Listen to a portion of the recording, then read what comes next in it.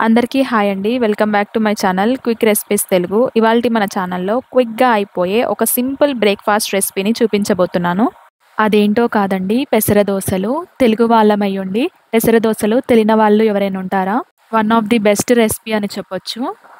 కొద్దిగా సాఫ్ట్‌గా, కొంచెం క్రిస్పీగా అండ్ టేస్టీగా నేనెలా చేస్తానో ఈ వీడియోలో చూపించబోతున్నాను. ఈ పెసరట్లోకి అల్లం చట్నీ లేదా పల్లీ చట్నీ చాలా టేస్టీగా ఉంటాయి. పల్లీ చట్నీ కొంచెం లూజ్‌గా, వాటరీగా కాకుండా ఇలా గట్టిగా చేసుకోండి. చాలా టేస్టీగా ఉంటుంది. సో, లేట్ చేయకుండా ఈ పెసరట్లని నేనెలా వేస్తానో ఈ వీడియోలో చూపించేస్తాను రండి. ముందుగా ఒక బౌల్ తీసుకొని అందులోకి 2 గ్లాసెస్ వరకు పెసరపప్పును పోసుకోవాలి. నేనిక్కడ పొట్టు పెసరపప్పుని తీసుకున్నానండి.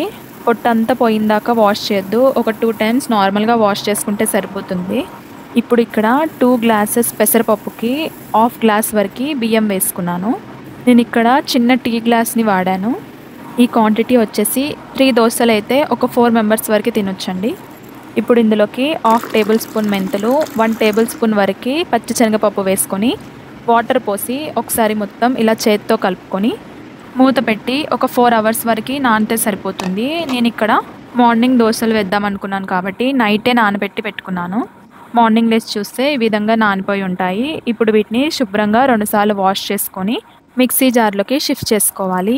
ఇక్కడ కొద్దిగా అల్లం ముక్కను తీసుకొని శుభ్రంగా వాష్ చేసి ఈ విధంగా కట్ చేసుకొని వేసుకోవాలి. 5 లేదా 6 పచ్చిమిర్చిని వేసుకోవాలి. హాఫ్ టేబుల్ స్పూన్ వరకు జీలకర్ర వేసుకున్నాను. ఇప్పుడు వీటన్నిటిని మెత్తగా గ్రైండ్ చేసుకోవాలండి. ఇప్పుడు ఒక బౌల్ తీసుకొని అందులోకి మనం ముందుగా మిక్సీ పట్టి పెట్టుకున్న ఈ పెసరపిండిని వేసుకోవాలి. ఇప్పుడు ఇందులోకి ఒక టీ గ్లాస్ వరకు వాటర్ వేసుకోవాలి. వాటర్ వేసుకున్న తర్వాత ఇందులోకి హాఫ్ టేబుల్ స్పూన్ వరకు సాల్ట్ వేసుకుంటే సరిపోతుంది. ఒకసారి అంతా కలుపుకొని ఈ కన్సిస్టెన్సీలో ఉంటే సరిపోతుందండి. అంతా ఒకసారి మంచిగా మిక్స్ చేసుకొని దోశ వేసుకోవడమే. ఇప్పుడు స్టవ్ వెలిగించి దోశ పెనం పెట్టుకొని కొద్దిగా వాటర్ చల్లుకొని దాని మీద కొద్దిగా ఆయిల్ అనేది ఒకసారి స్ప్రెడ్ చేసుకోవాలి. చాలామందికి ఫస్ట్ దోశ అనేది సరిగ్గా రాదు. ఒకసారి ఇలా ట్రై చేసి చూడండి. ఒకసారి వాటర్ చల్లుకొని పెనం మీద ఆనియన్ని హాఫ్గా కట్ చేసి ఆయిల్లో డిప్ చేసి పెనం మీద మొత్తం స్ప్రెడ్ చేసుకోవాలి. దాని తర్వాత మనం దోశను వేసుకుంటే పర్ఫెక్ట్గా వస్తుంది. సో, మనం దోశను వేసిన తర్వాత కొద్దిగా ఆయిల్ దోశ మీద వేసి ఇలా ఆనియన్ని చిన్న చిన్న ముక్కలుగా కట్ చేసుకొని వేసుకోవాలి. ఆనియన్ పడకుండా ఉండడానికి ఈ విధంగా ఆనియన్ని ప్రెస్ చేయాలి.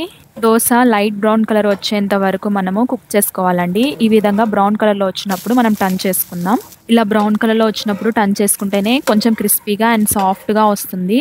అంతేనండి, సింపుల్గా అండ్ టేస్టీగా మన బ్రేక్ఫాస్ట్ రెసిపీ రెడీ అయిపోయింది. పెసర దోశలు మీకు ఎలా అనిపించిందో కామెంట్ బాక్స్లో కామెంట్ చేయండి. నా ఛానల్ని ఫస్ట్ టైం విజిట్ చేస్తున్నట్టయితే please subscribe to quick recipes Telugu. మరో కొత్త వీడియోతో రేపు కలుద్దాం. Until then bye.